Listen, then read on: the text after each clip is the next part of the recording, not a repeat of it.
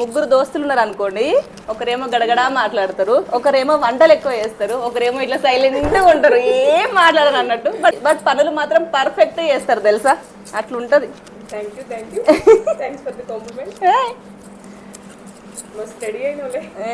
You. మీరు అట్లా help చేసి కాబట్టి ఇట్లా నేను రెడీ అయినా తెలుసా. ఫ్రెండ్స్ అంటే హెల్ప్ చేయకుండా ఆహా.